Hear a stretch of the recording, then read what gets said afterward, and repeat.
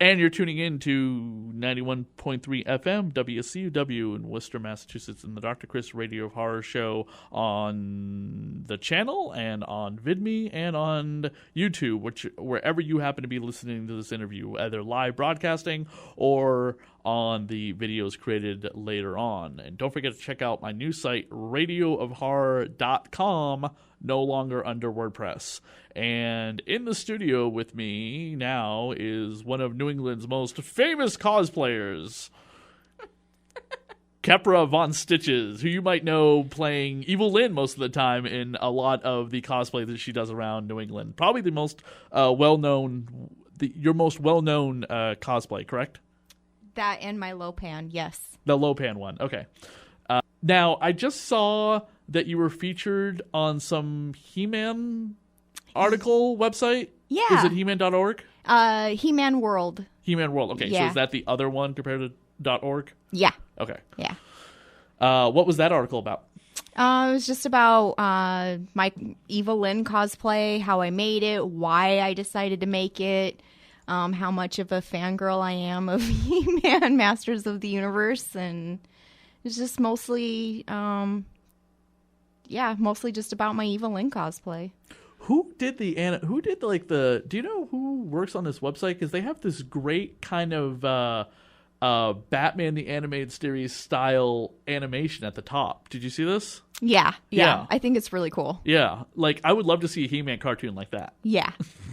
No, it's true. It's really good art. Yeah. I like it. And it's very much like that Batman and the Animated Series kind of from the 90s, yeah. Now you do now you're basically in all the photos that you do as Evil-Lynn, you're just like standing there with a blue screen, right? Some of them, yeah, green screen, yeah. Like and they edit it. Are you holding anything when you're doing like electricity from your hands? Is there like a thing that they held, like I don't know, like a ball or something, so they know where to edit in there? No, actually, the photograph of me with the electricity coming out of my hand, that was all a black background. Okay. And I was just standing there reaching out for the camera. And Ben Robbins, actually, of Robbins Studios and Photography, he did amazing work. He was able to make the black background into the very cool Snake Mountain and add in the electricity in my hands. I wasn't holding anything. Sometimes cosplayers have told me that they've held like a tennis ball because it's green and they're doing a green screen, so that way it looks like something physical that they're actually holding to give it more physicality. Yeah. And they green screen into something. Yeah. No. I wasn't doing that. How long did it take to put together the Evil-Lynn cosplay? It took about 3 to 4 months. Wow. Every single day after work, every weekend. I missed out on a lot of stuff working on that cosplay.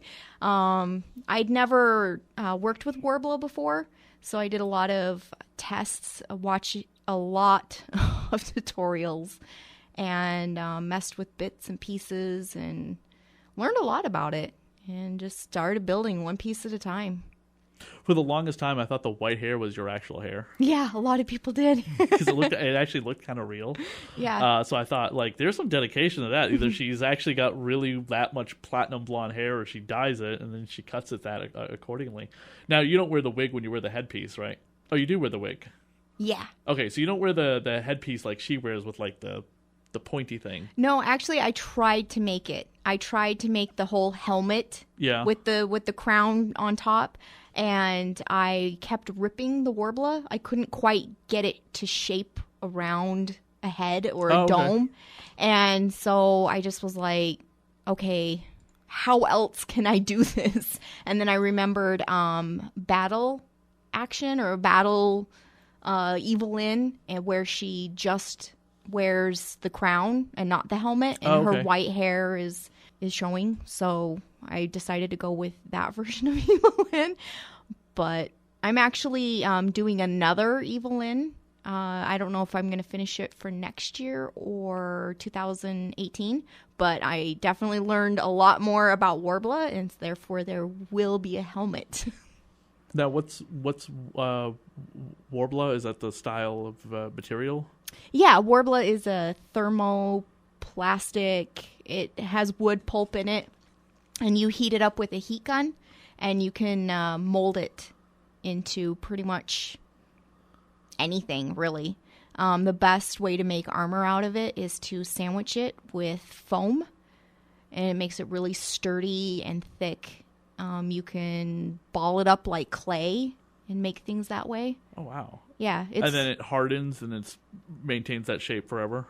Yeah, as long as it stays cool. Okay. Don't stand out in the sun like I did.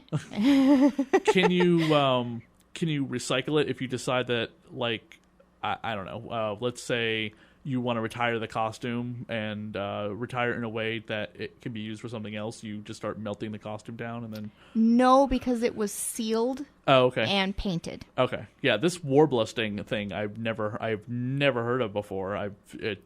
That's completely new to me. I love it. I absolutely love it. A lot of people do EVA foam.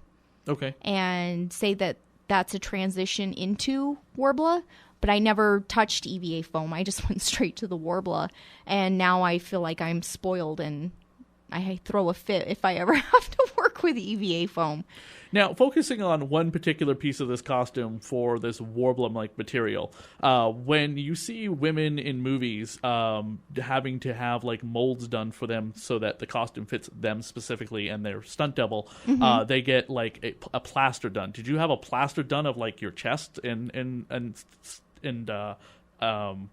trying to see what else, because everything else just looks like it'd be easier to do, but with the diameters of your body shape and like the same thing with muscular looking men, they do plasters to form to their cup size as well as torso and other things. Did you do that? No, that was way too expensive. Oh, okay. No, I thought maybe you could just buy a bunch of plaster and lay down in it and be that would have been awesome. I just lay naked in my garage and like, honey. Yeah, you just lay face down in it. You could totally do that. Or you're right. Maybe like lay on your back, put on like a bikini, or do it completely nude, and just like, all right, honey, pour the plaster, and then you're just like this, and then just like it's like a thing that because I've seen these like kits that you can buy that you can strap around you. It's like a box, and the box I can't remember where I saw it. But a cosplayer was showing it to me because she did a thing where she had to like create the top part for her breasts, which are very, very large, and she said that it's a box that she like connects around her torso, and she has to keep her arms out like this, and then the plaster is poured in around the neck, and it like fills all the way up. And they pour as much in as they possibly can, and then eventually, after like maybe 10 minutes, it's hardened enough that she can get out of it, and it literally has to peel off against her skin. But it shows her like her stomach, and then her breast and her back, or whatever, and in a perfect like shape. Yeah, so she did a 2-part mold. Yeah, exactly. Yeah, no, it was one, I didn't think about that, but 2 is just expensive. I did a head cast for a cosplay that I'm actually working on now, and that alone was like $600. Oh my god. Yeah, it gets expensive. Cosplay's no joke. The other thing I thought of, the mask that I wore for the villain from Big Hero 6, I wore I put a tube in my mouth, and the woman who did it put plastic bags over my face, and then like taped it up.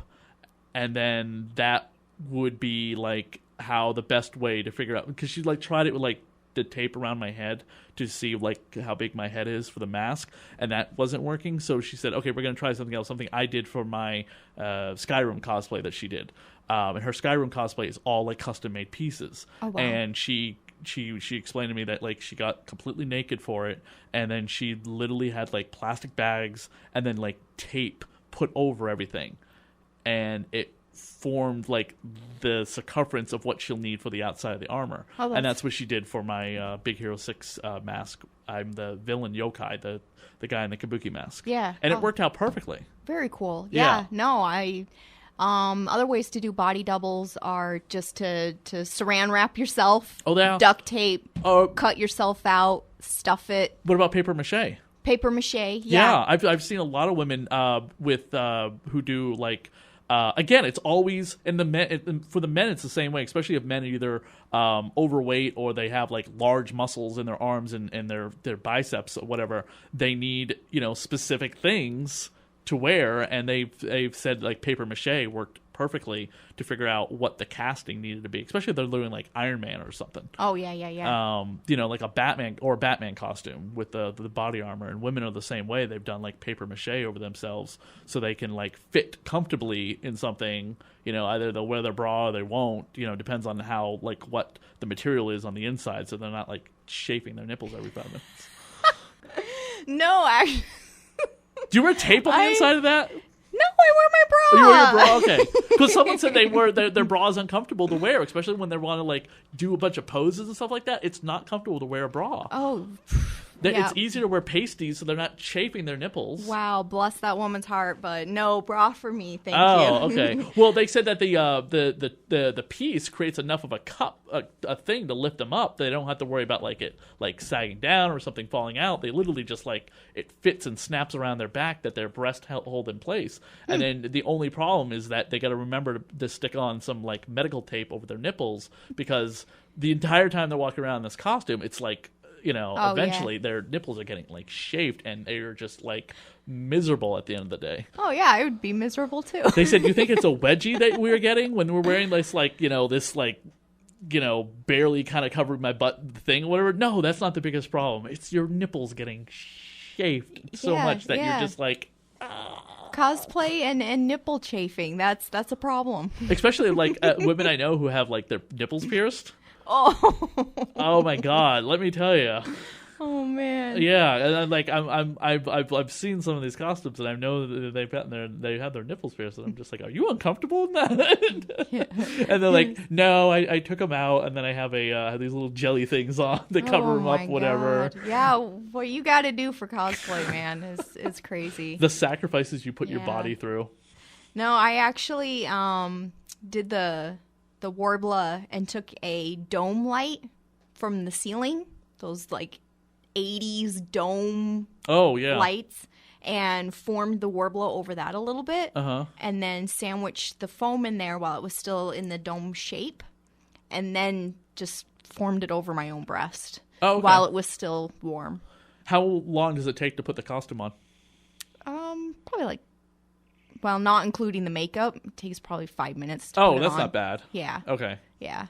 I've heard some like an hour process to get it all together, especially if there's a lot of attachments. Oh, wow. No, I made the skirt to be 2 parts. The breastplate is attached to the collar, which is attached to the back plate. Mm-hmm. So I just slide my head.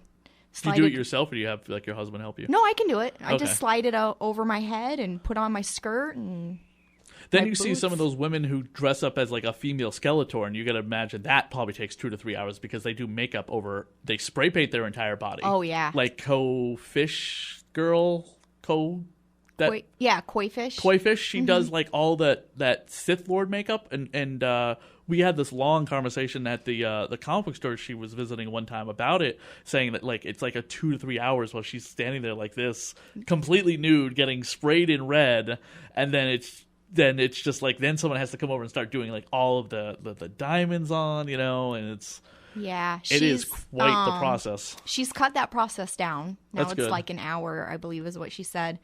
She figured out a new paint and stencils. Oh, that's good. So she can get that down. Oh, the stencils too. Just spray on the. Yeah. And that is nothing that I could do for that length of time, and she puts that everywhere on her. That red paint. Yeah. If anyone who's not familiar with what I'm talking about, there will be a picture up on the video of Koi Fish, of what her red Sith Lord from Star Wars Legacy, I believe, looks like. She's a what's the name of that species? Twi'lek. Yeah. Twi'lek, usually known for being in the a slave race in the Star Wars universe. But yeah, the Twi'lek Sith Lord. Yeah. Yeah. Yep. And then she's got the headpiece, which is just a thing to put on. But man, I don't know if you got to be like really comfortable in your own skin and like, really, because it's just like a bikini she wears. just covered in red paint. I mean, that's yeah. I don't think I could do that. Yeah, every time I see her, I want to kill her, but she just looks so good. I'm like, I hate you. Get away from me. What? You don't think you can do that whole? No. But you got this great picture of you in the bikini at the bottom of the article, dressed as Evil-Lynn. That looks fantastic. Notice I'm laying down. Oh, yeah. Gravity is taking the gut in. I understand. No, I'm getting there. I used to be about 215 pounds. Get the fuck out of here. Yeah, so Wow. I'm getting there. I'm feeling a lot better, in my own body. When was that? Because I've known you for like a year off and on at cons, and I never saw you as a... It's taken me probably about 3.5 years to lose the weight. Wow. And then I've maintained for a little over a year, so... Oh, wow.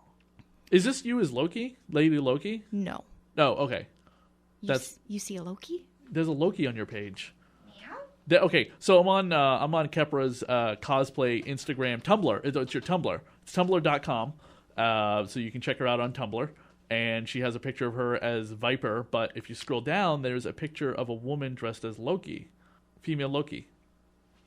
Took Lady Loki for a test drive. Yeah, I don't know why that's on there. That's Lucky Grimm cosplay. Oh, okay. I was gonna say, is this you, the bigger you were talking about?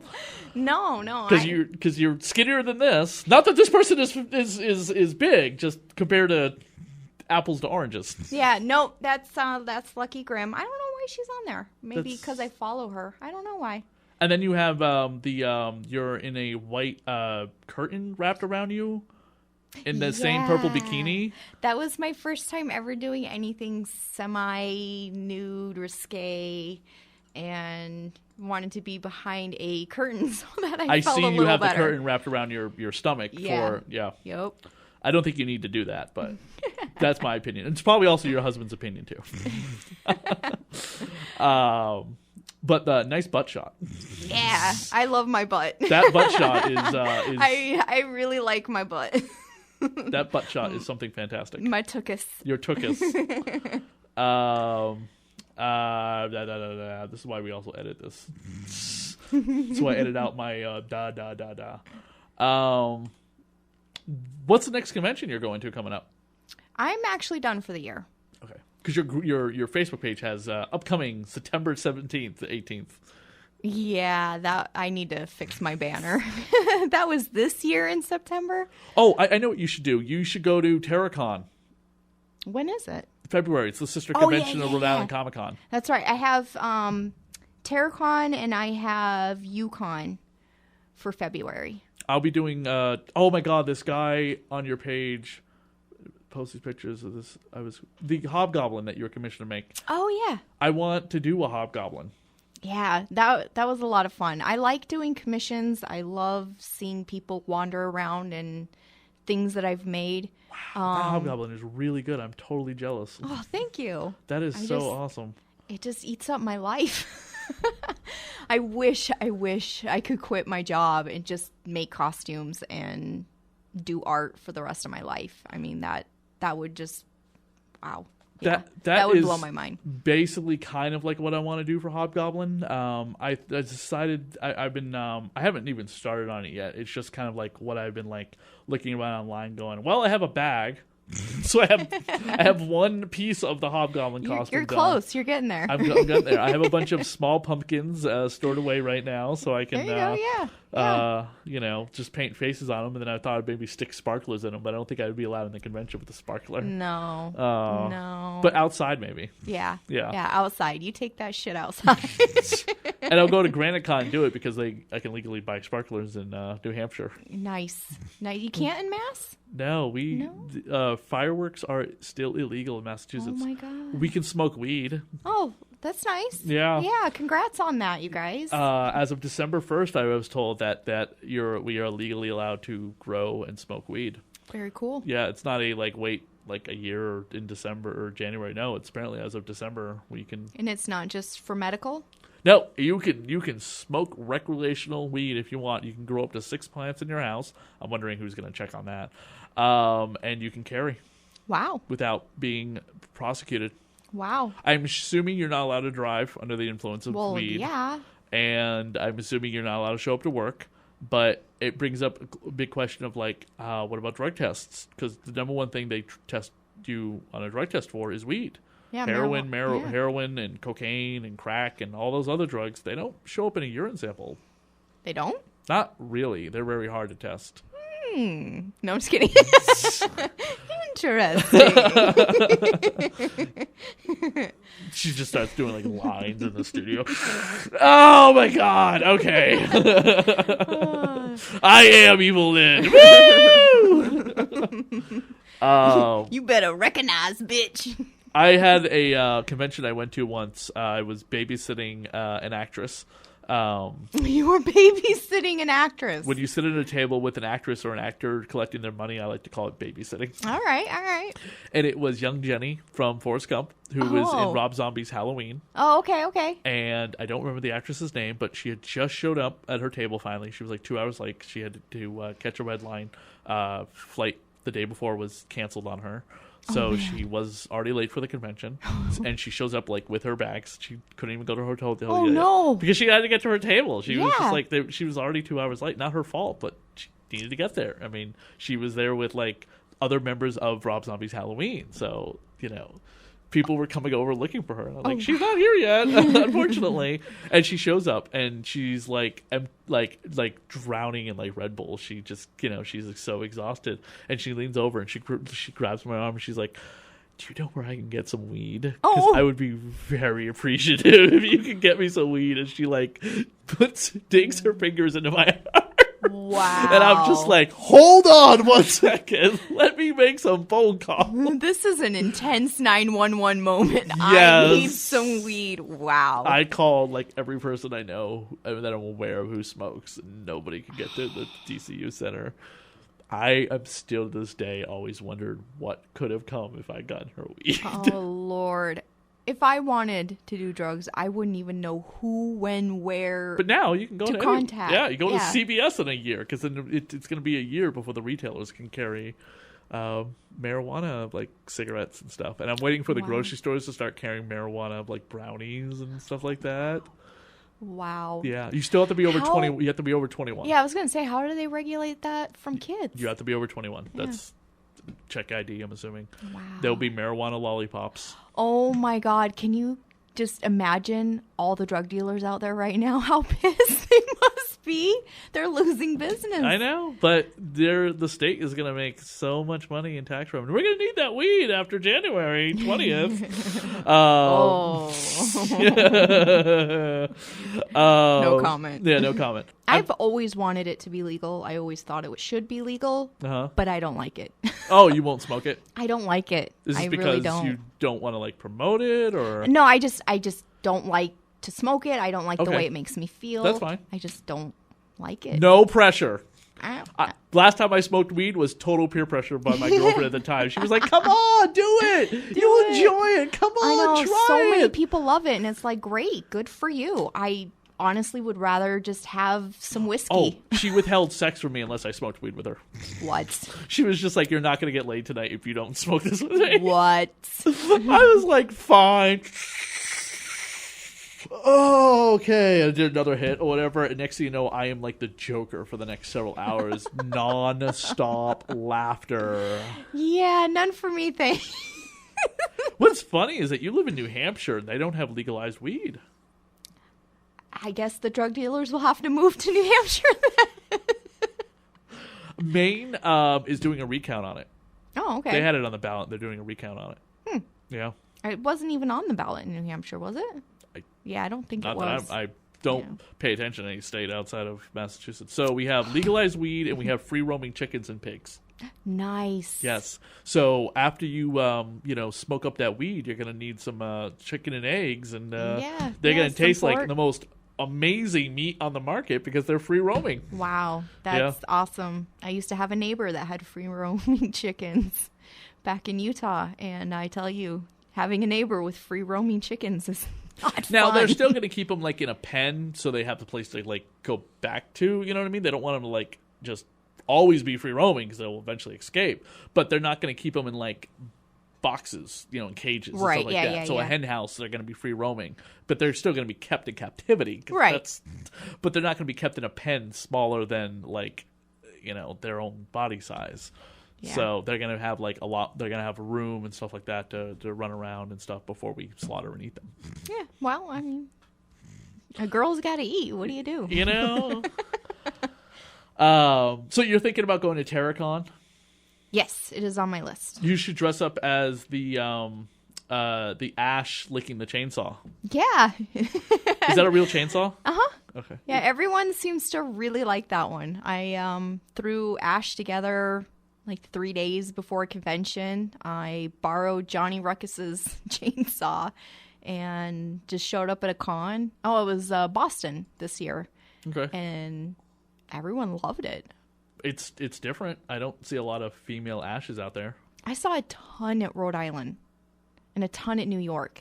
I skipped Rhode Island, and I'm glad I did because I heard it was just as overcrowded as always. I didn't have any complaints about the crowdedness. I thought it was a little better than New York. New York was really crowded. I had to elbow my way from just 2 spots. It was insanity. But I went to Rhode Island 2 years ago, and it was a lot worse then. Oh, yeah. Yeah. If you set up at if you get asked to come as a guest at TerraCon, I don't know if they have any cosplay because it's a horror convention. Horror conventions do not typically have. I love horror movies. My absolute favorite genre. They don't typically do cosplayers at horror conventions most of the time. They did the last one a couple of years ago, the TerraCon in 2014. Oh, okay. They had some cosplayers there, but mixed reaction on their wanting to be there. Just because the horror fans aren't the cosplayer fans, right? Yeah. So, but I saw you have this photo where you're about to stab some girl tied down in bubble wrap. Yes. What is that about? That is Dexter. Oh, so you're Dexter? Yeah. Oh, you're wearing a lot of white. Dexter doesn't wear white. That's what threw me off. White? No, I'm wearing a gray long sleeve shirt. Oh, it's probably because of the filter I put on there. But it's the gray button-down shirt that he wears and khaki pants that he wears. Okay. But you have it a little bit more opened up being a woman, too. Oh, yeah. Show your femininity. You got to show off the girls. You got to show off the girls. Imagine Dexter as a woman.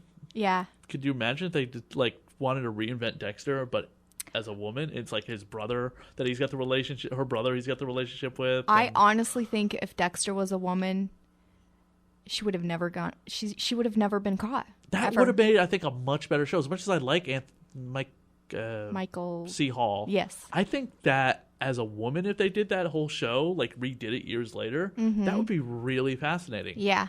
But I'm all for the gender swap of stuff. Hence why I'm doing the gender swap Dracula, and I have the gender swap. My Frankenstein silent movie is going to be gender swapped. Oh, very cool. Yeah. Frankenstein's going to be a woman. The monster's going to be a woman. Frankenstein has a sister instead of a brother, and then a fiance, Eric. Oh, very cool. I couldn't think of what is the name of Frankenstein's fiance in the original. It's I don't know. Elizabeth, but I couldn't think of a male equivalent of the word Elizabeth. Victor is Victoria. Right, was yeah. Easy. Henry is Henrietta. But I couldn't think. I was what the hell is Elizabeth as a man? What's the name? Right, yeah. I'll just call him Eric. Yeah, no, that's good. It's close enough. And I'm gonna play Eric. Very cool. Because I didn't want to have to worry about casting a guy. Yeah. So, well, it's also fun just to be involved in your own work. Yeah, well, I'm also the producer and writer, but I don't have to worry about delivering any lines. And when I deliver dialogue, I sound like garbage. So I don't want to have to worry about. People are just but you talk so well on the radio. I'm that doesn't mean I'm great at remembering lines and delivering them in a personality. Yeah. It's different. I suck, okay? Aww. I am a terrible actor. Aww. Practice. I was at a play earlier this year in January, and every photo I saw of myself, I was just oh, God. Either A, I need to lose weight, and B, because every photo I'm from the side and my stomach's, just take these photos down. Yeah. Especially compared to the women I'm fighting, because I'm supposed to be a henchman in a lot of scenes in this play, and the women I'm fighting are all jacked and gorgeous looking. No! This makes me feel terrible. Oh, well. Hit the gym. Get that motivation. Yeah. Hit the gym, that motivation. Now, you are a huge fan of John Carpenter's Big Trouble in Little China. Yes. Huge fan. Playing Lo Pan. Yes. Yes. Why Lo Pan? Why not Lo Pan? Lo Pan is very iconic. I mean, even if you haven't seen the movie, if you see a picture of Lo Pan, it's seared into your brain. There's just something very... You didn't want to do Lo Pan in the wheelchair with like the decaying skin? Oh yeah, that's totally awesome. No. Yeah, no. No. Yeah, I'm on a villains kick, and why do you want to play a good girl? There's no point. Be a bad girl. 'Cause bad girls have the most fun. Yeah, pretty much. You know, villains have better backstories, better outfits. Except for any of the villains in the Marvel Cinematic Universe. Yeah, let's not talk about that. Name one good villain that's not Loki. The Kingpin. True. Okay, I'll give you that one. You didn't like the Kingpin in Daredevil? In the TV version of the Daredevil, I love the actor. Vincent D'Onofrio? Yes. I loved him in The Cell. I fell in love with him in The Cell. And in fact, that's on my list. And what other famous Marvel character did he play that's not a Marvel movie? And I mean, like, it's not an X-Men movie. It's not a Spider-Man movie. It's not a Marvel Cinematic Universe movie. But it was a TV show? No, it was a movie in theaters. Oh. Vincent D'Onofrio played a Marvel superhero, kinda. Oh, yes, I know. He played Thor in Adventures in Babysitting. Yes. Which they just remade. They did? It was on the Disney Channel, like a Disney teen. Oh, it looks yeah. like garbage. Yes. It's not as like dark or like dangerous or funny. It's all like... That's not what Disney is about. They can't do that no more. No, Disney's all about like rebellions are built on hope and things like that. Disney needs to break into horror. From what I can remember, Disney did way back when Disney first got together. He was in horror, I think pornography, and one other thing. Walt Disney was involved in pornography? I think so, yeah. He had his own company. Don't quote me. I'm going off of information that I like history class and reading up on stuff in high school. But I never saw it was under a different name. Did you see that movie with Tom Hanks played Walt Disney? No, I didn't. Oh, okay. With Mary Poppins? Yes. Yeah, no, I didn't see it. The one complaint that I have from a friend of mine, he saw the movie. He's a like a Jewish historian. He was just like, not one point in that movie they bring up the fact that Walt Disney was a Nazi sympathizer. Oh, really? Yes. Yeah. Yes. Wow. Yes. Yeah, just stuff like that. Yeah. On Family Guy, they had a episode where they go to a universe that everything's drawn like a Disney cartoon, and Mort shows up, and they're all like, Jew! They all kill him. Oh, no. And then Stewie's just like, oh, that's right, it's a Disney. And then they teleport to another universe. Ouch. Wow. He shows up with like a yarmulke and a Star of David. Wow. Yeah. The stuff they get away with on that show. Everyone looks like a typical Disney version of themselves, with a little bit of fantasy elements thrown in, like Lois has like a kind of like a Belle kind of dress on, you know, and Peter's like overweightness is a little bit over ridiculous and out of portion, but still fits like a Disney character. The only person who doesn't look like a human is Meg, is a tentacle monster. Oh, they're always picking on her, even though she's played by the amazingly gorgeous Mila Kunis. Yeah.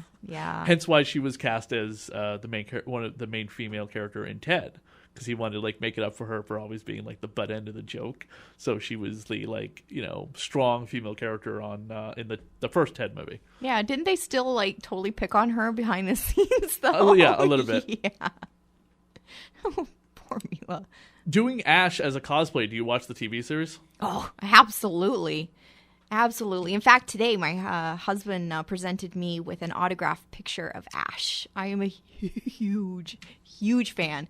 In fact, I have a really, really hilarious story about Bruce Campbell, meeting him for the first time.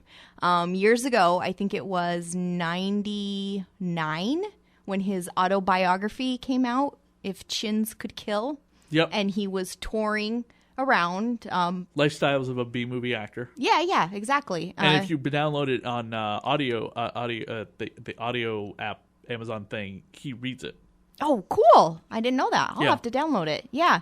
So I was living in Michigan at the time, but I went to visit family in Utah. And I saw in the newspaper that he was doing a signing at a local bookstore. And I was like, I don't care if you know who this person is. I know who he is. He's my baby daddy. I got to go see him. Just kidding. He's not really. But I just absolutely love that man.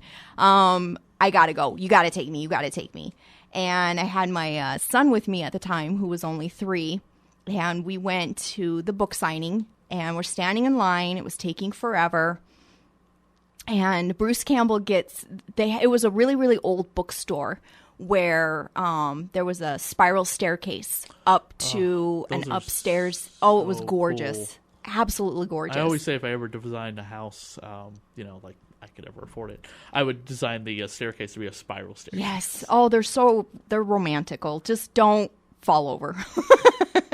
But so he was up on the balcony with a podium and starting his speech, and there was a chainsaw and all sorts of cool things hanging from the ceiling around him, and he's doing his little spiel about his book and talking about Lucy Lawless picking on him and everything.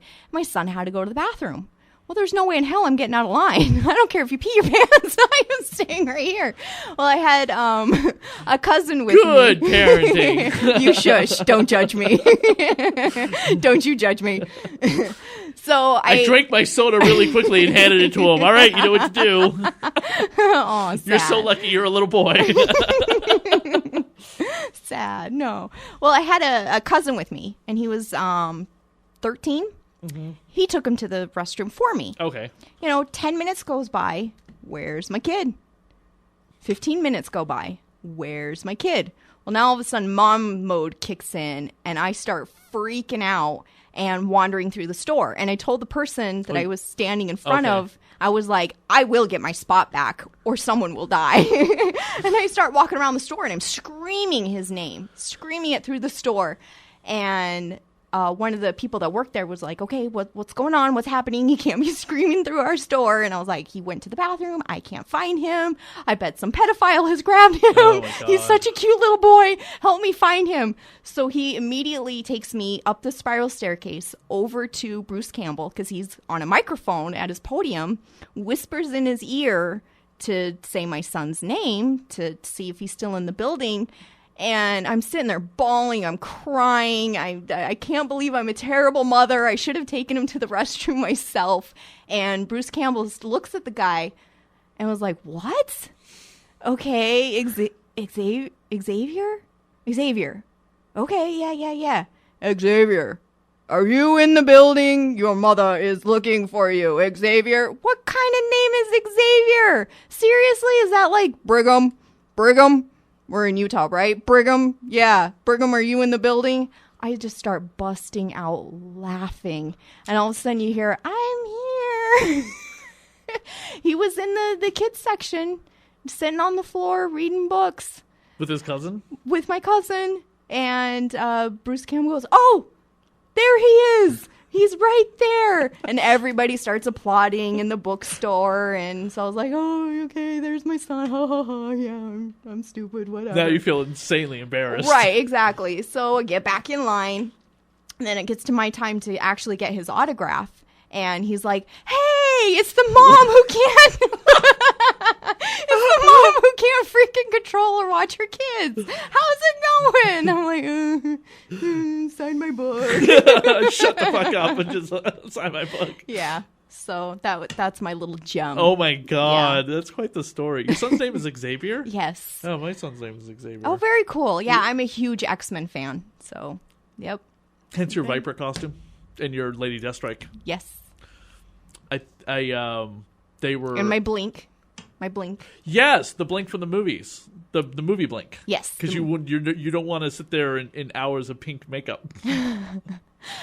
Well, that's not why I chose that one, but... Yeah. Why did you choose that one? I do like the movie one a little bit more. I thought that was like a really cool like, wow, look what they did for Blink, even though she has no lines. Yeah, exactly. That's really cool, whatever. And the other one is like a lot of pink and like this green like shawl. I don't know what you call that when like it drapes down the back and the front. Oh, elven wear. Something like that. Know. But she's like, it's all like, with like she had like green boots on, and then her legs are all bare. Yeah, she almost looks like an elf. Yeah. Yeah. Like straight out of Dungeons and Dragons. Yeah, definitely. So is it like a leotard that she's wearing, but just like a shawl thing? Hanging out in the front and the back? I don't know if it's that or booty shorts. I can't remember. I don't understand the purpose of the shawl hanging down the front and the back. It's tactical, man.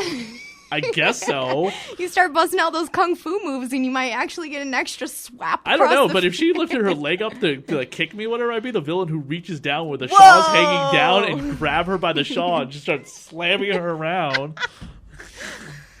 Like Jason and the two girls in the the sleeping bag, start swinging them around, hitting them against trees. I mean, like the stupid costumes that superheroes wear, a serial killer like Jason would take complete advantage of. Superman's cape has been caught by enemies enough times. Mm-hmm. Batman's cape was caught by Bane, that's why he broke him. Yeah. But, some of these other costumes, it's just like, look, they're leaving themselves wide open with this piece of cloth dangling there. Just grab it and just be like, bam, bam. Especially if you, like, outweigh them, you're taller than them, and you have the ability to lift their body weight up around. Some of these X-Men female characters don't weigh more than, like, $120 or something. And if you're, like, the Juggernaut, you could easily just be like, bam, bam, bam, dead. Definitely not what they were aiming for in the 90s. They just wanted them to look good. Oh, that's right. Blink was created in the 90s. I forgot. I completely forget that she was in the Age of Apocalypse. I more always think of Blink from the Exiles comic book series. Yeah. No, that was... where she was like recent, into Mimic. Like her Mimic had a thing. Did they? Yeah, like she was I remember her, it was Nocturne, and I mean, the cast constantly kept changing because like Exiles died. And she had a thing for Mimic. And I remember like just when you think it was finally gonna like happen, he gets like injured or something and they had to leave him on. Right, but they never actually got together, though, right? I think they did. Oh, wow.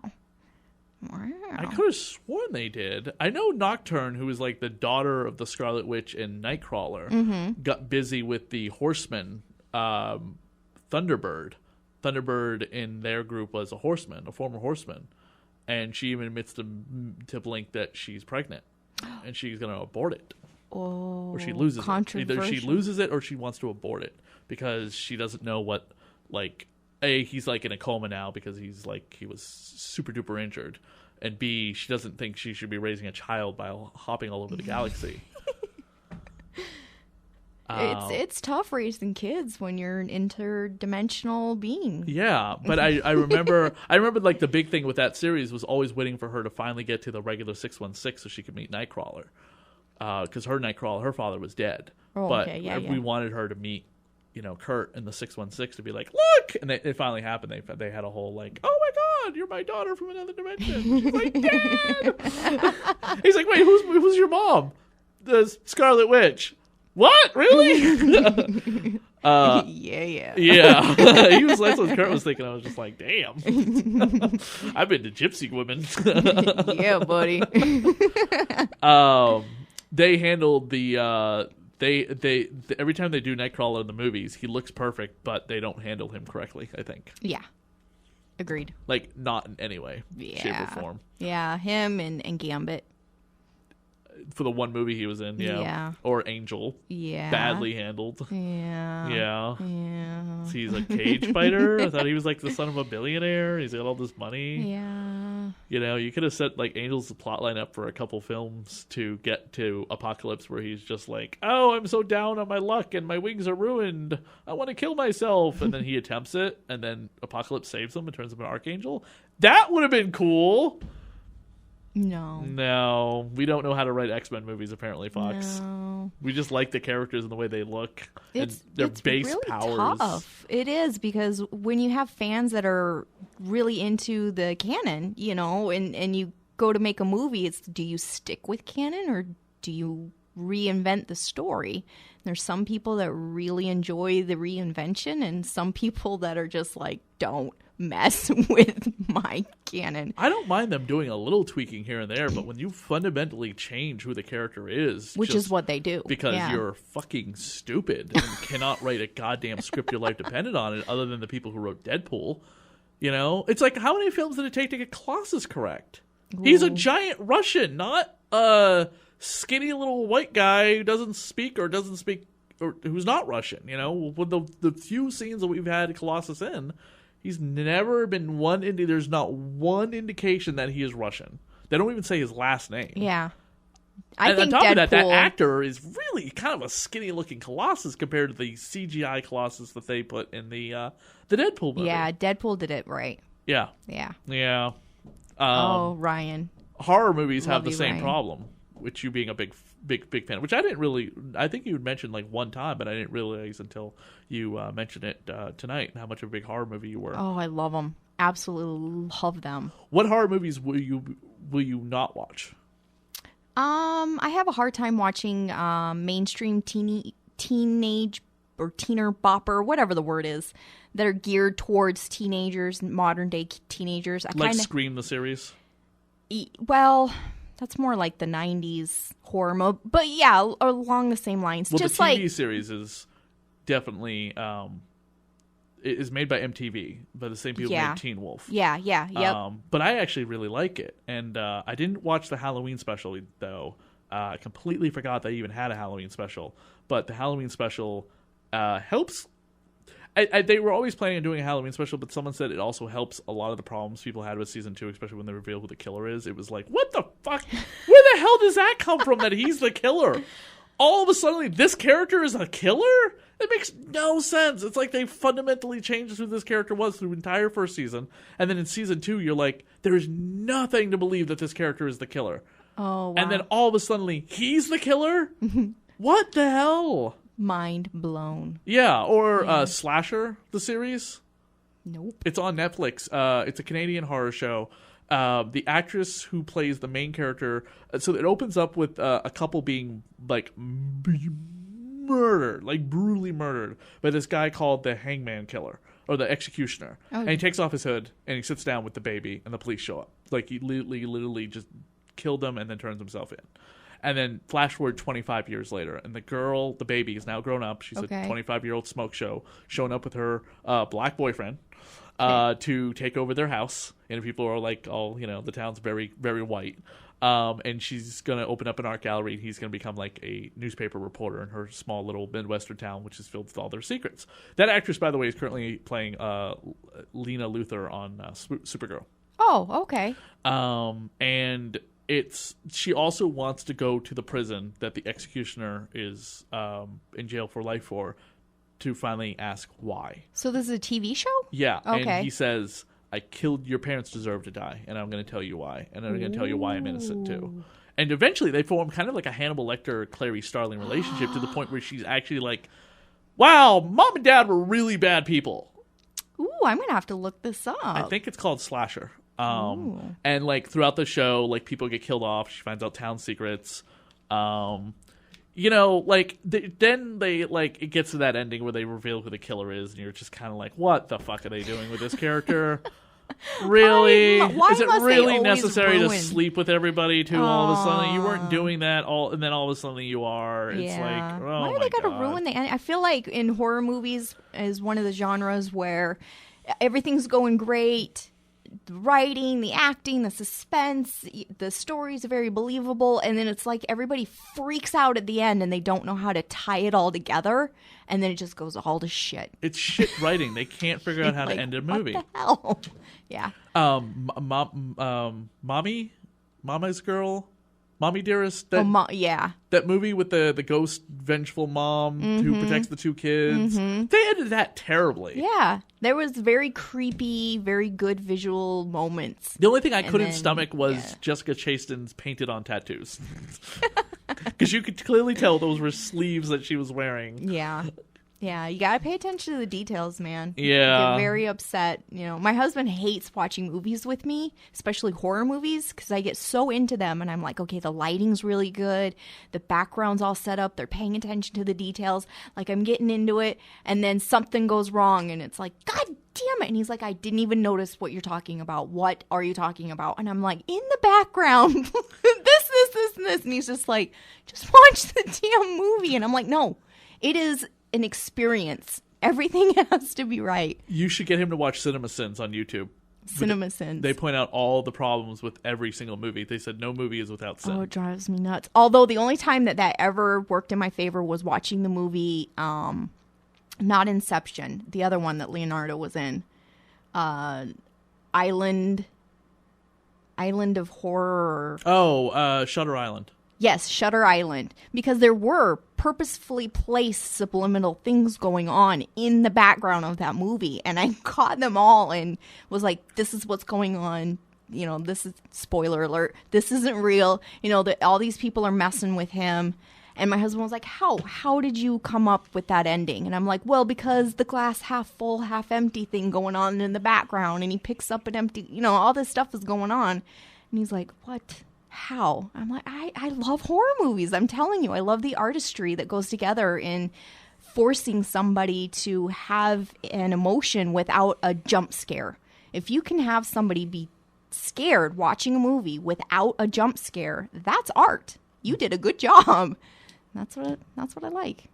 Unlike what's the movie that came out over the summer with the ghost that can only be seen with the lights on? Oh, Lights Out. Yeah, Lights Out. You know, they had a lot of kind of silly, tropey jump scares in it. Yeah.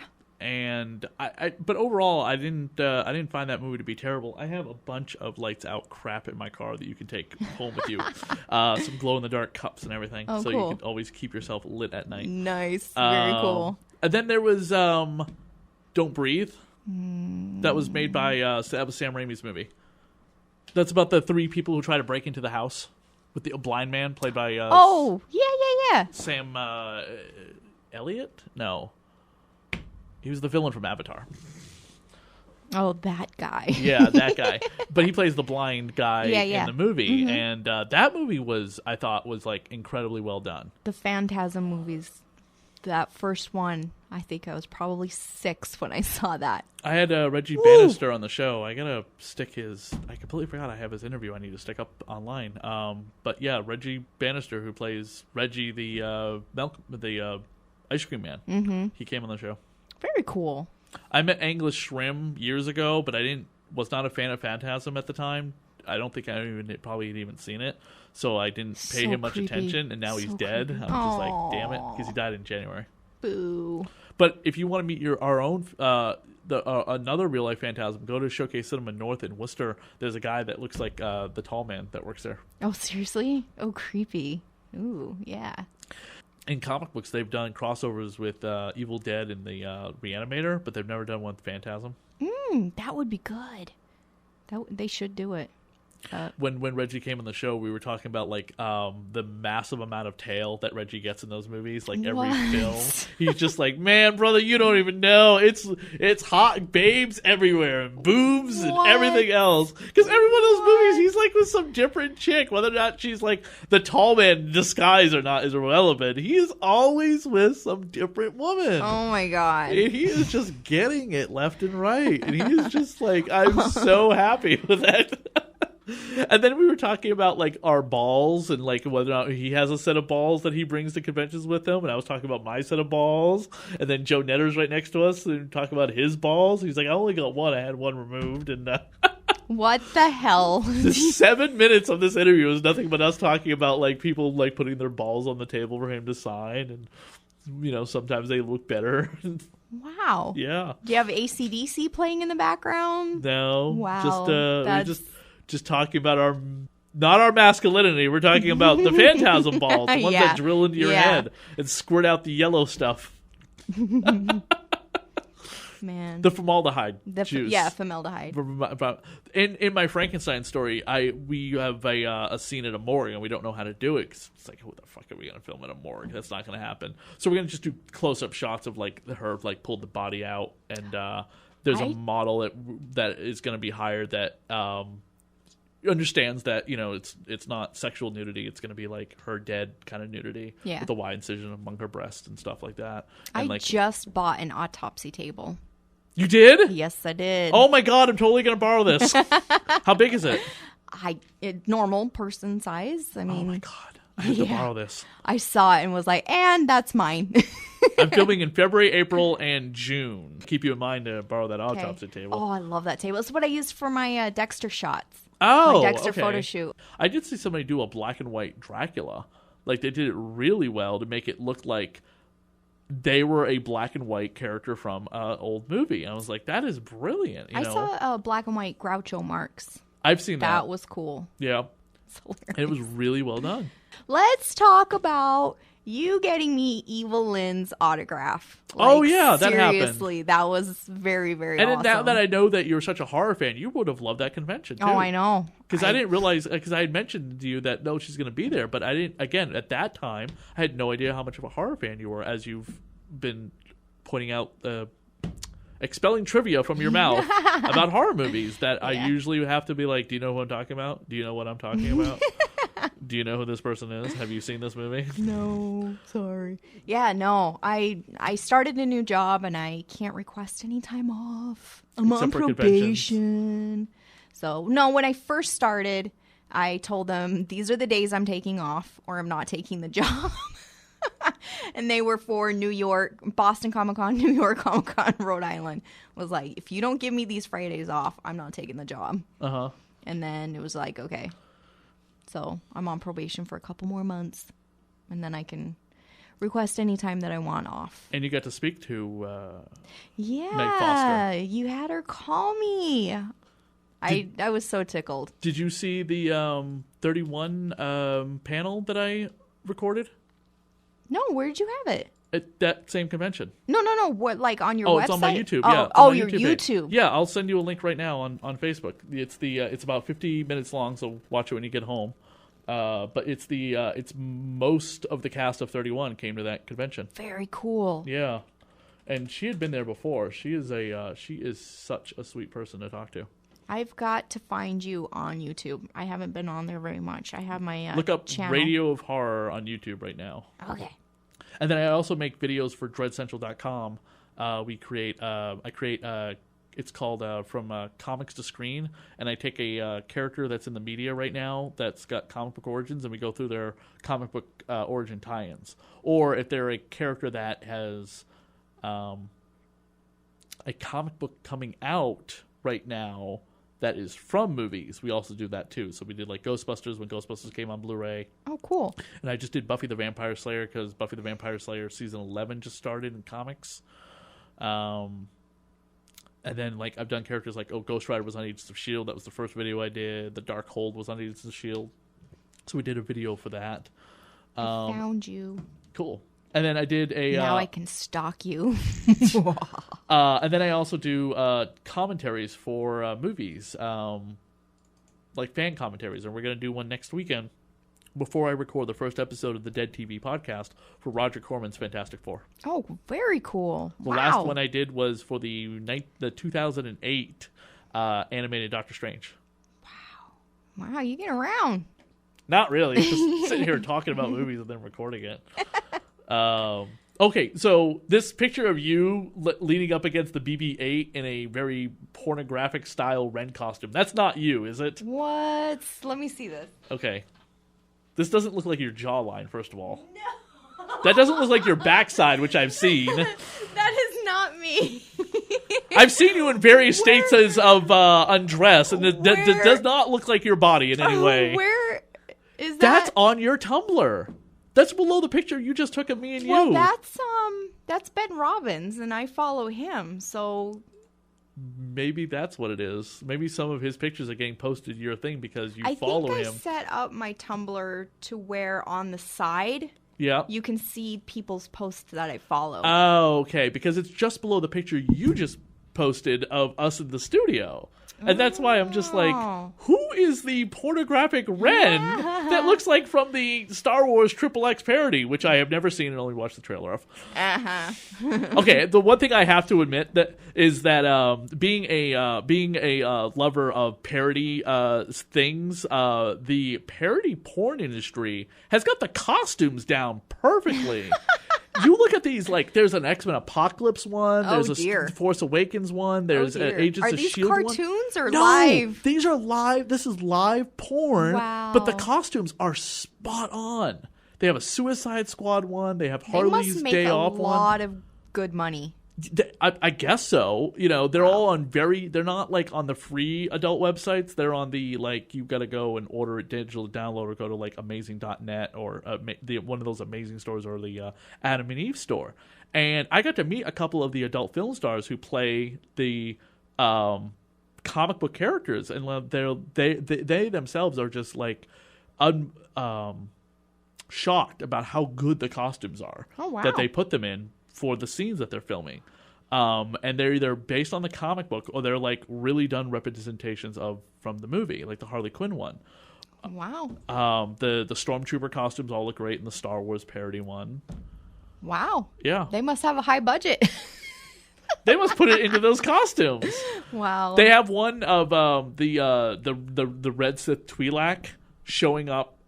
It's Mace Windu. No, not Mace Windu. It's Qui-Gon Jinn and Obi-Wan Kenobi. She kills Qui-Gon Jinn and then proceeds to fight Obi-Wan Kenobi, and he like slices the top of her bra off or whatever, and like her panties off, and then she uses like the Force to brace him up against the wall and be like, I'm gonna get what I want, and then they start having sex. Hello. Yeah. So you see her in this full head to toe red painted costume in a porn scene with Obi-Wan Kenobi, and you're like, wow. That makeup is amazing. That's dedication. It is. And I'm just blown away by it, how amazing the detail is. I'm sure that's what you're blown away by. I am. I'm more blown away by that than I am naked, women having sex. Do you get a lot of really ridiculous offers to do things like porn? Yes. Does everybody that's a female cosplayer, is it just with the territory? What I'm actually finding is that a lot of people are under the assumption that all cosplayers are models, and that's not true. I can understand something I've thought about. Yeah, I can understand where that confusion comes from, but that's not true. Because you're basically showing your body off in a way that looks like you are. I'm trying to find the right words so don't leave bad comments below people. You are showing off the girls. You're showing off the goods, but so yeah, you can see how like cosplayers that do go full head to toe makeup. You know, they are doing it because they are so comfortable in their body, showing everything off in a alien fashion, so you're gonna naturally assume that that they want to be a model. Well, and they might work a 9-to-5 job like you do, but they want to be a model full time. Well, where I think people get the confusion is that there are a lot of models out there that cosplay, but cosplayers in themselves are not models, and I think where the difference is as a model is somebody who poses professionally. Yep. They know what they're doing. They're fine with it. They do whatever. They get paid for what they do. Mm-hmm. A cosplayer who models is creating their costume for the love of their costume, and they want to get pictures of them in it. Mm-hmm. And they might not know what the hell they're doing, like me. I don't know how to pose. I don't know what I'm doing. Therefore, I am not a model. Mm-hmm. I don't get paid for it. I don't do it professionally. I just want some good pictures of me in my artwork, as I call it. And I also sell those prints, but I sell them under the idea that I'm selling my artwork. And then I notice nobody wants them. They just want the boobs. So, does that offend you? No, boobs are nice. But I guess I get a little not upset, but just kind of like, oh. Heartbroken? A little bit, because one of my pictures has, it's a great angle of all the work and all the awesomeness that I put into my outfit. And then here's another picture right next to it where I took 5 seconds making that costume, but my boobs happen to be hanging out, and that's my top seller. And it's like, I get it. Boobs are awesome. Boobs are great. But can we also support the art as well? I mean, I'll admit that if I like went to a cosplayer's table and I saw them in full-on body paint, like fish, I would, and I have. Oh no, the last time I saw her, she didn't have those pictures with her. I'd buy like the Sith Lord Legacy character more than like the Harley Quinn, and that's mainly because I don't like that. Well, I'm not a big fan of Harley Quinn. I got opinions about Harley Quinn, but I'm more of a Star Wars fan too. Yeah. So, and that just also, that look appeals to me more. Oh yeah. Because I like it. I like the character too. I mean, it helps that it's a hot woman done up that way. Oh yeah. But I'm also thinking about it more than just being a in a sexual way, but just because I like the way the character looks. And they knew what they were doing when they drew that character for Dark Horse. Oh yeah. They were not stupid. They knew exactly what they were doing. They're like, we need a Darth Maul like this, a red chick covered in tattoos. And she's not going to wear any clothes. She's going to wear boots, and she's going to wear that black sash thing and a bra, and that's it. And done. Yeah, done. Yeah. Okay, that's all her costume is. They knew exactly what they were doing when they drew that. Yeah. To sell... Yeah, sex sells. Yeah, to sell toys, to sell the comic book, and they knew cosplayers would eat that up. Yeah.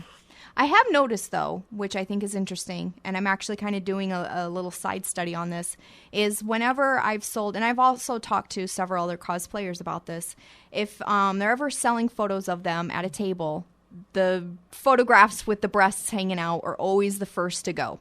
They're the ones that get sold. Whenever I've done a print giveaway or a thank you to a fan, pick whichever print you want, anytime... type of thing like that, and it's not only true for me, it's true for some other cosplayers that I've spoken to, the fan always chooses the artistic photograph, the photograph that actually displays more of their artwork. Okay. So I think that's really interesting. I don't know if it's if I'm going to spend my hard-earned cash, I want to get some boobs, and if you're going to give it to me for free, well, then I want the artwork. I don't know. I'm still on the fence as to why that is, but I have noticed it. It's interesting. What advice would you have for, like, let's say a 16 or 17-year-old girl who wants to get into cosplaying because she's seeing all these women at conventions with all the attention? And do you think they're being brainwashed?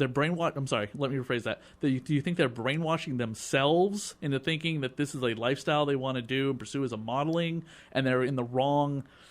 They're not wrong, but they're going down the wrong thought process, and they need to think about, like, other things. This is like I'm going to compare this to, like, an athlete who only cares about, like, I want to be the next Tom Brady from high school and forget everything else. Yeah. Do you think that's the wrong thought process, that they should have a career like you and do this as the side thing, or pursue it completely like, again, I want to become the next Tom Brady right out of high school because I have the arm and the body and I can command Wait, what are you asking? Okay. So a 16 or 17-year-old girl who likes to cosplay. Into cosplay? Okay. A 16 or 17-year-old girl who already cosplays. Okay. She's going to be 18, so she's allowed to do whatever she wants eventually, and that's all she wants to do. Okay. Do you think she should go to college, get a career, build up something else besides being, like, just shaking her goods? I think every woman should, actually. Okay. I actually have absolutely no problem with the porn industry, no problem with stripping. A woman should be able to do whatever the hell... Went back down that path, I noticed. Yeah, I have no problem with it. A woman should be able to do whatever the hell she wants with her body. Okay. And get paid for it. She does good work. Give her the monies.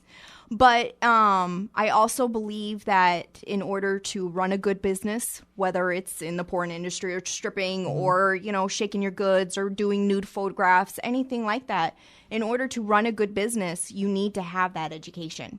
In order to be able to fend off perverts, in order to stand your ground, in order to not be a sellout or whatever. You need to have that education. I had somebody come on. You said fend off perverts. You triggered a memory that I had of a guest I had on who said that she said that at her panel, I think this was Freddie Nova. Do you know who that is? Mm-hmm. Okay, I think it was her who said that every woman who does this needs to wake up and take self-defense classes before she gets into this cosplay world. Because if she knew what she did when she was 18, she would have done that right from the start, not years later in her late 20s or so, where your body gets a little bit harder sometimes. And your time isn't as all your body might be able to handle it, but your time might not be there. Yeah. So she said that if you want to get into this cosplay world, you have got to take some self-defense classes because you're not always going to have someone there to protect you, and someone's going to get a little handsy, and you should be able to protect yourself from something happening. Or you go to a bar with friends, and this is just like regular life stuff you should learn, ladies. As a woman in this world, take some responsibility for your own defense or something, like learn to protect yourself. Don't rely on someone else to do it for you. I agree with that to a point. I actually think that the most important thing for a woman to learn is actual mental defense and how to stand up to somebody verbally. Yeah. I noticed a lot of women, me included, for years. It was just, okay, hi, yeah, thanks. Okay, stop. I don't like that. Oh, you're still doing it. Okay. Ugh, it just made me feel creepy the way you said it. Yeah. Go take a shower now. Because I don't know if I ever had years, that happen with somebody online who'd been like Facebook, like not get the point that I don't want to be friends with them. Yeah, because, since you're a little girl, women are brought up to believe that they should be a certain way, they should act a certain way, and to tell somebody or voice your opinion to somebody that you don't like what they're doing or you're not appreciating their advances or anything like that, suddenly you're a bitch. And you don't want to be a bitch. You don't want people to think you're a bitch, so you just kind of put up with it. And you're just kind of like, oh, yeah, whatever. And then it escalates. And then it gets to a point where you're like, okay, I really don't feel safe anymore. Cutting it, I'm out, gone. And then the dude's really confused as to what the hell just happened. And I think that women should be able to have the confidence and the training mentally to be able to nip that shit in the ass right away and not be afraid of whether or not they're going to be called a bitch. You should do like a series of cosplay convention helping videos, like in your cosplay. Yeah. And like teach women like this stuff. You know what I mean? And like there's always like these, and there might be a video series out there that I'm not aware of. Feel free to leave a link in the comment section below. YouTube's big. I can't be everywhere and watch everything at the same time. But there's always these like relationship videos that shows like somebody narrating like two actors being like, oh yeah, this is how two people should get together. Yeah. Don't like do this, that, the other thing. Pick up her signs, pick up his signs, yada yada yada. Absolutely. I would love to see that. I've only seen it like once, but I would love to see like a series of videos with like the narrator in the bubble explaining like, this cosplayer and this regular person, and like, okay, now do the same thing, and like, and then they reverse the roles. Like the guy's the cosplayer now, and the woman is the what's appropriate and what's not appropriate. Yeah, is the guy gonna have more people hit on him? No, I don't know. Probably, I don't see it that often though. With like guys getting, it's culturally more acceptable for a woman to harass a man than it is for a man to harass a woman, and I myself have been guilty of that. Oh, I'm a butt grabber. I don't see that as much as like the other way, but I'm not like sitting behind the table for 3 days straight like you are. Yeah. So you're right. You probably that you see a little bit more than I do. I talked to a man at New York who does He-Man. So he's pretty much naked except for his little fuzzy britches and the little He-Man cross, the torso thing, whatever that is. And he's... Wow, that really protects you, huh? He-Man stab. Yeah, exactly. And he was bulk and ripped and looking like a great specimen, right? Like a Chippendale dancer. Like a Chippendale, yeah. And women were all over him. Oh, I imagine. Touching. Seriously, in this day and age, what man is going to walk up to a woman in such a situation and start touching her? Not going to happen. But these women were touching him, rubbing their hands down his chest, like just rubbing his legs. Men get uncomfortable. Just because he's a man doesn't mean that you're allowed to touch him. No. Right? No. But of course he's standing there and you could see it on his face, totally uncomfortable, and was just kind of like, ha, but what do you do about it, So I was just kind of talking to him. I was like, oh, I do Evil-Lynn and blah, blah, blah. And I kind of like threw in there, I was like, this is kind of why I like to do villains, because when you're a villain, it's okay for you to be like, step off, bitch, don't touch me, and then it's kind of like, oh, they're in character, okay, and then it's like, no, get off me, don't you dare come any closer to me. And it's like, oh, okay, and they walk away. And it's kind of easier to do that because you're in character. And then, I don't know, you kind of internalize that type of behavior. And you're like, okay, this works. Now I feel a little stronger and a little better at defending myself verbally. And so I was kind of talking to him about it and was like, and this is why I do villains. And he's just like, comes with the job. It's like, you shouldn't shrug it off. Yeah. If you don't like it, then say you don't like it. I've interviewed Yaya Han. I can't ever find it.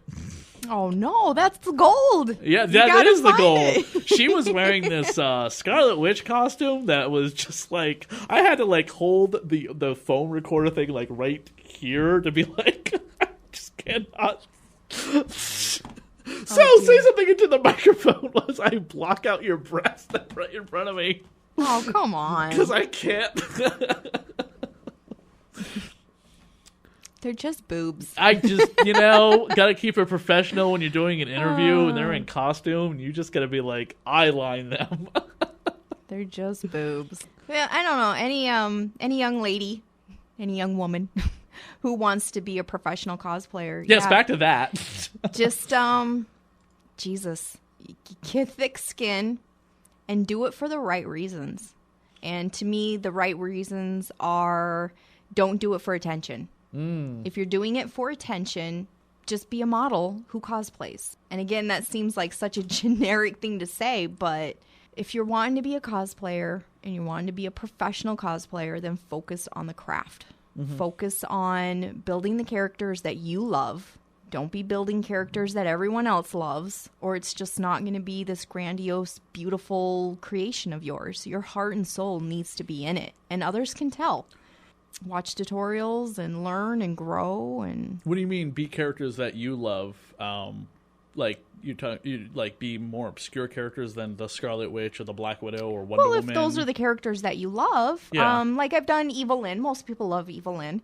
Are you saying maybe do a variation of it? Try not to be like the Scarlett Johansson Black Widow. No. She's had multiple costumes, maybe.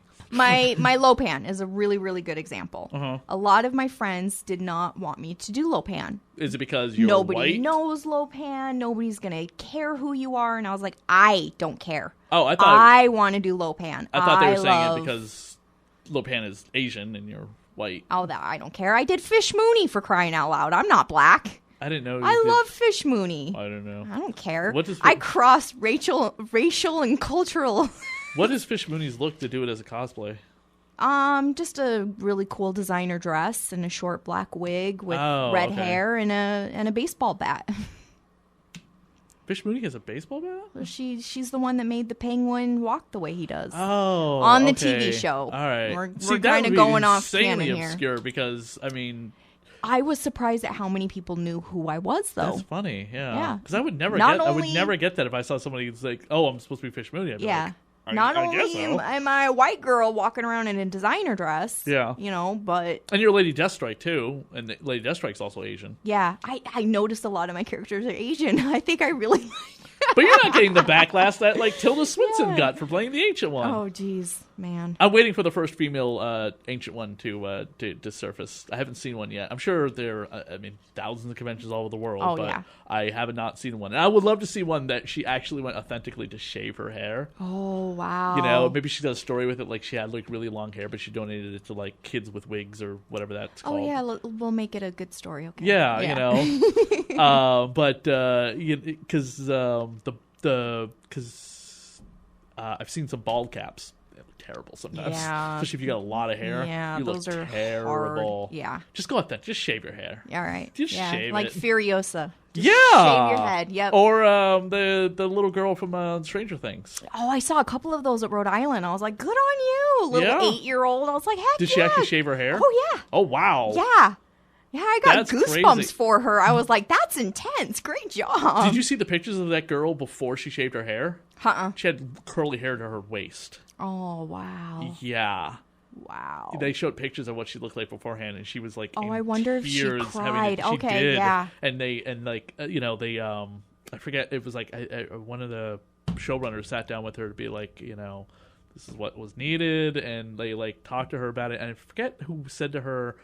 I don't know if it was the same showrunner or not, but I'm missing part of the story. But someone had mentioned Charlize Theron's Farisa. Oh, yeah. And she was a big fan of that movie. So she decided to do it because Charlize Theron also did that. Yeah. Charlize Theron shaved her head. Oh, I love that woman. Yeah, a lot of women. I don't know if Tilda Swinton shaved her head or not. I don't know. It's either that or it's, again, there's a $250 million budget attached to a movie that you can pay for an amazing bald cap. Yeah. But Tilda Swinton's always had kind of short hair sometimes. Like in the Only Lovers Left Alive, she's wearing a wig. Oh, really? Yeah, that's not her real hair. Oh. Because she has short hair most of the time. Okay. Like in We Gotta Talk About Kevin. What the hell? Are you serious? I don't think I've seen that. You have a son. You should totally watch that movie. You and your husband should watch that movie. Why? Because it's about fucked up kids. Oh, okay. Serial killer kid. Yeah, it's about a parents that have to deal with the fact that their son is a psychopath. Nice. Yes. So you're saying my son's a psychopath? I don't remember How your did son. you know? No, I'm just kidding.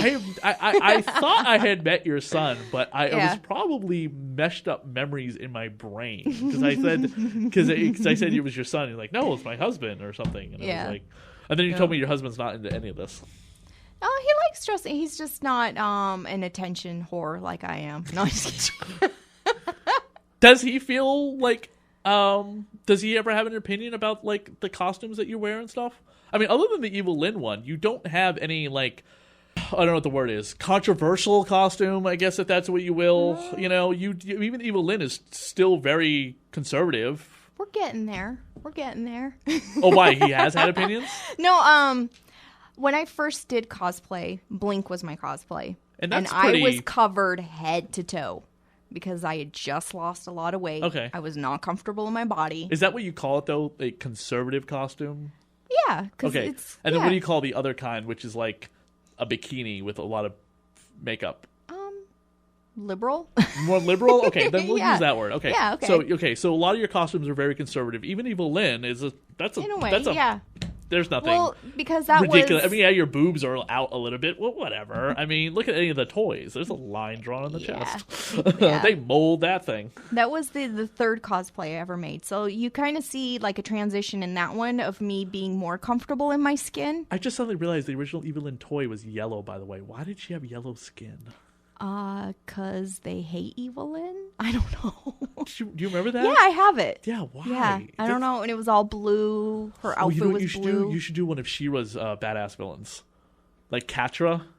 She's on my list. Yes. She is on my list. Catra's yummy. Yes. Or no, Shadow Weaver.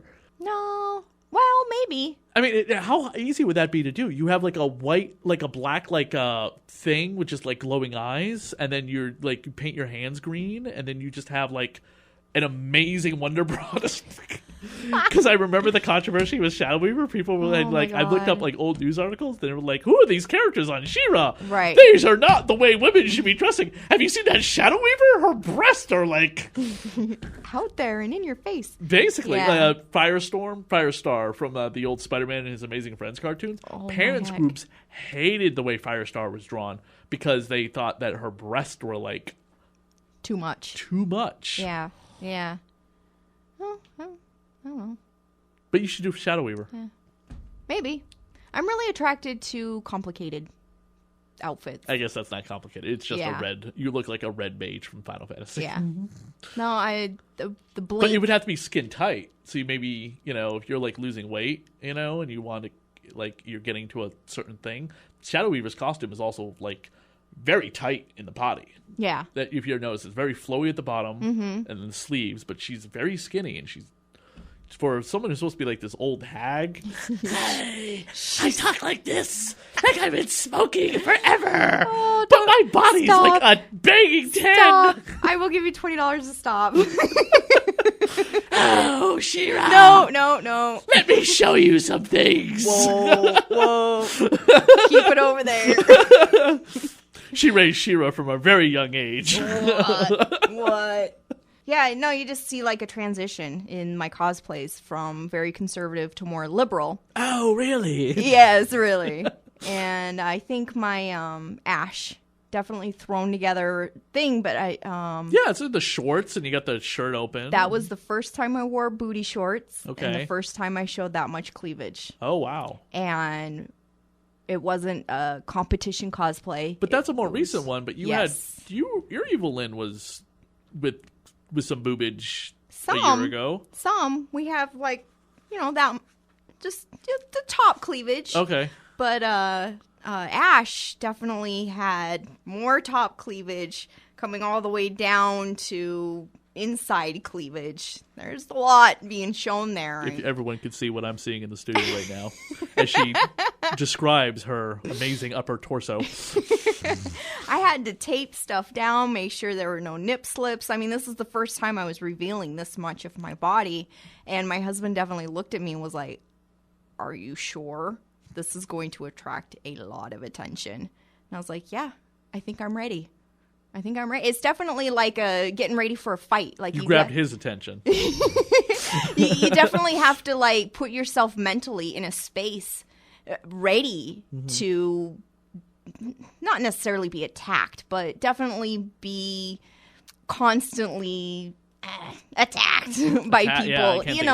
Not literally attacked, but just to have all that attention on you and have it be because of your body. Yeah. Not because of your art or your intelligence or anything like that. It's because of your body. And I'd never done that before. But it ended up actually being okay.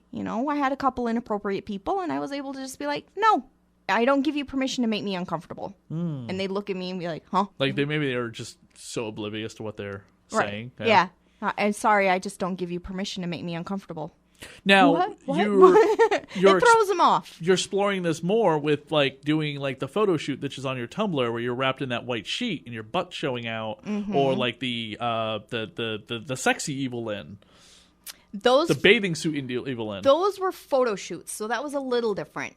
But you want to do that more? Yes. Okay. And actually, a couple weekends ago, I did a full nude shoot. Oh, my. So, definitely, like, pushing my boundaries and my comfort zone. And where are these photos? They're currently being digitally edited. I admit it. I have no shame. So, are they going to be online for people to see? With things covered online. Yeah. Oh, okay. I wasn't sure where we were going with this. Yes. Because there's a whole geeky calendar out there of nude women doing geeky things. So I wasn't sure if you were joining that group. Online, things will be covered. But if you would like to purchase a copy. Oh, my. Yes. We just had Nana Kurakova. Do you know who that is? Yes. She's an Austrian model. She came on the show. Very cool. She was talking about her nudity. And because I was like, I had to bring it up. And I was just like, so you have a lot of pictures. You were nude. What makes you want to do this? She's like, I love being nude. You Americans are very much into the obsession of how nudity is a bad thing. Yeah. But I love being nude. And I love being nude with other women in pictures. Because she has a lot of pictures where she is very artistically... Where can people go and find you online to purchase pictures and to support your art? And because I'm assuming any pictures purchased is pretty much dumped right into the cosplay pool for more costumes. Yes. Oh, and help me pay off those school loans. I went to college, damn it. Khepera Cosplay. It's I'm on Facebook, Twitter, Tumblr, Instagram, pin. And it's all the same name in each one of those? Yes. Okay. Khepera Cosplay on all of them. Geez, Pinterest, Blogspot. Pinterest, okay. Pinterest, whatever. Yeah. That thing, Geez, Twitch. I'm actually starting up my Twitch soon. I'll be doing tutorials on my Twitch and maybe some gaming. So that's going to be starting up. What games do you play? I like to do a lot of puzzle and horror games. Oh, okay. I love Silent Hill, Resident Evil. And the new Resident Evil comes out in January. Yeah. So I love puzzle games and horror games. Have you been playing Batman the Telltale game? No, I don't think I even own that one yet. It's a chapter download. It's from the same people who made the Walking Dead Telltale game. Oh, okay. I think Batman Arkham is the last one I bought. I think the last good horror game that came out was the one where you can play as the multiple characters. The game has like 100 different endings to it. Wade from Agents of S.H.I.E.L.D. is one of the main characters. Well, the actor who plays Wade on Agents of S.H.I.E.L.D. Hayden Panettiere is in it. She plays your typical kind of blonde character who looks really hot and, of course, has to end up in a towel at some point. She's very smart, though. She's not your typical, like, dumb blonde horror movie character. She's a very smart character, but, man, they could not resist sticking Hayden Panettiere in a towel in a horror movie while Wendigos are trying to eat her. Oh, my God. There are many different ways you can die. Almost every character has a way that they can die, at least a dozen different ways. Oh, cool. I love it when the Wendigo gets your head and just jabs its fingers into your eye sockets. Oh, that's lovely. God, what is the name of that game? It's... No, it's not The Last of Us. It's I can't remember the name of it. It just came out. Oh shit, I don't know. The last one I played was created by the same guy that did Silent Hill. Yeah, that was intense. That was that's not The Last of Us, but that's The Evil Within. Yes. Okay, but this other game is like, again, everyone is a horror movie trope. There's the bitch girl, there's the jock, there's the minority, there's the hot ditz, there's the one character you hope is going to live the whole thing because he's actually the good guy character the whole thing. That's the character that the actor who played Wade from Agents of S.H.I.E.L.D. plays, which is kind of you're going up to an old snowy mountain retreat after it's been it's the 2-year anniversary of the death of one of your friends who fell off a mountain, and there's a mass serial killer after people. And then when you find out who the mass serial killer is, it's kind of like a gotcha kind of thing. But there's a deeper secret with the mountain is you find out there are Wendigos. Nice. Yes. And then throughout the game, you piece together the mystery of the mountain and what happened to your friend years ago. Because she didn't just disappear, something happened.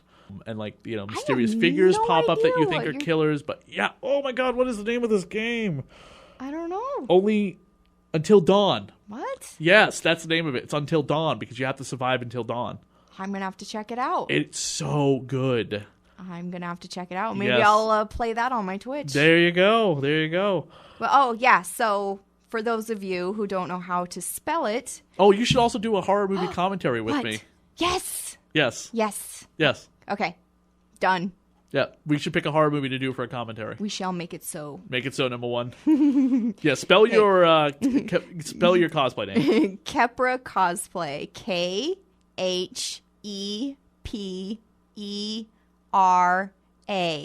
And I think everybody can figure out how to spell cosplay. Yes.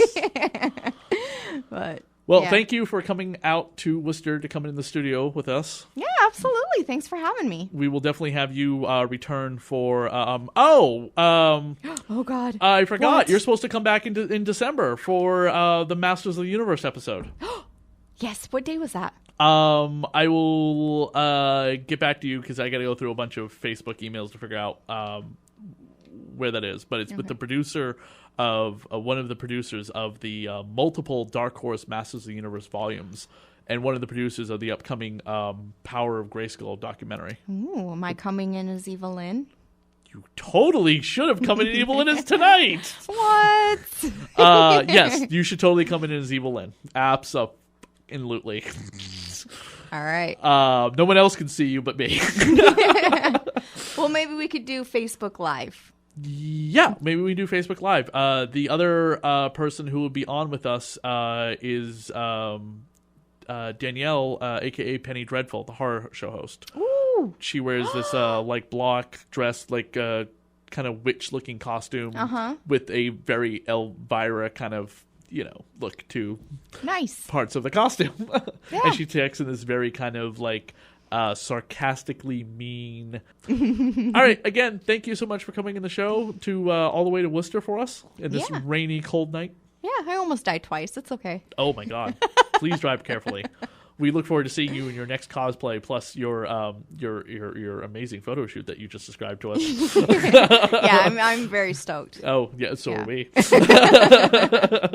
I am not afraid to admit that out loud. Okay, good night. Bye. Have a happy Thanksgiving. Woo!